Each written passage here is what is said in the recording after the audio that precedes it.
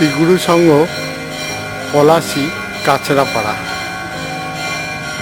বিকাল বিকাল চলে এসেছি শ্রীগুরু সংঘ কাছড়াপাড়া পলাশী।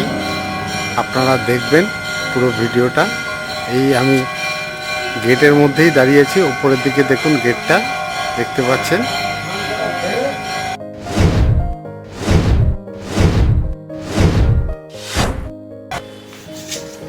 শ্রী শ্রী মঠ দুর্গাপ্রসন্ন পরমহংসদেবের জন্ম 30শে অক্টোবর, তার মৃত্যু 30শে আগস্ট রেকর্ড করা হয়েছিল।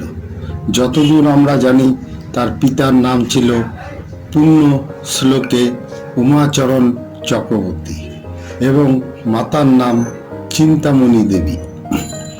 শ্রী গুরুদেব বাংলাদেশে শুভ রাস পূর্ণিমার প্রাক্কালে জন্মগ্রহণ করেন। তিনি আচার্য নিবারণ চন্দ্র ভট্টাচার্যের শিষ্য ছিলেন। এটা বিশ্বাস করা হয় যে 17 বছর বয়সে তিনি গায়ত্রী মন্ত্রের সিদ্ধি লাভ করেছিলেন।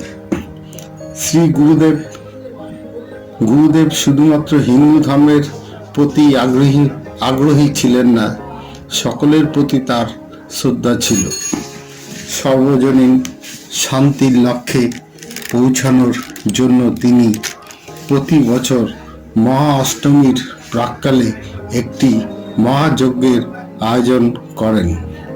বর্তমানে পলাশিষ্ট গিরিধারী আশ্রমে এই যজ্ঞের আয়োজন করা হয়।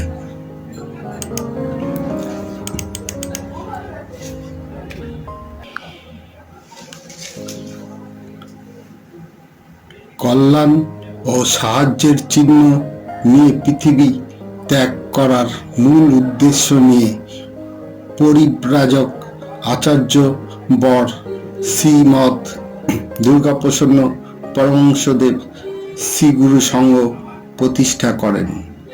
শ্রীগুরু সংঘ 13ই আগস্ট 1985 সালে প্রতিষ্ঠিত হয়েছিল। এটি একটি কল্যাণমূলক, জনহিতকর এবং ধর্মীয় সংগঠন। এটি মানব জীবনে কর্মের অনন্য দর্শন, সত্য, সেবা, নীতি এবং ধর্ম এর উপর দাঁড়িয়ে আছে। সংঘ এই আদর্শগুলিকে ধর্মীয় ও সামাজিক কর্মকাণ্ডের মাধ্যমে বাস্তবায়ন করে, যেমন চিকিৎসা ও হাসপাতাল পরিষেবা, ত্রাণ এবং সামাজিক কাজ, ছাত্রদের উপবৃত্তি, বই অনুদান, অভাবী বিধবাদের জন্য সাহায্য, এই নীতির উপর বই এবং সাময়িকী প্রকাশ, সর্বজনীন জাতিতত্ত্বের প্রচার, উন্নত সামাজিক চেতনা প্রতিষ্ঠা, ভারতের সাংস্কৃতিক ঐতিহ্যের দাবিদার।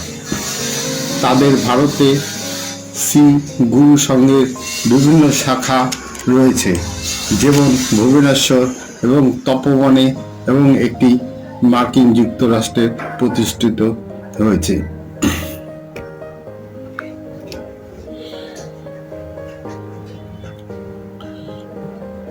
পঞ্চশূন্য পাপ ও অন্য কষ্ট দূর করার জন্য তিনি 1354 বঙ্গাব্দে মঙ্গল ঘটের প্রবর্তন করেন।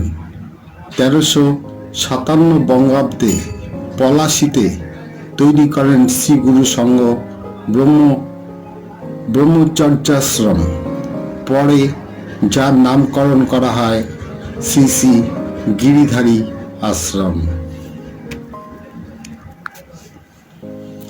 যেহেতু শ্রী গুরুর প্রচার সেবার লক্ষ্য ছিল, তার শিষ্যরা একই কথা অনুসরণ করেন এবং প্রতি গ্রীষ্মে তারা কলকাতার প্রচণ্ড গরম থেকে মুক্তি পেতে বিশুদ্ধ পানীয় জল দিয়ে লোকেদের পরিবেশন করেন।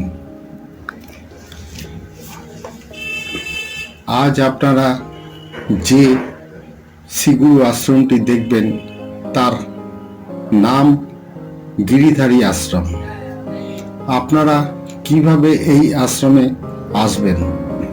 শিয়ালদা থেকে যদি আপনারা আসেন তাহলে আপনারা কাছড়াপাড়া রেল স্টেশনে এসে নামতে হবে। কাছড়াপাড়া রেল স্টেশন থেকে 3 নম্বর প্ল্যাটফর্মের দিকে ব্রিজ আছে।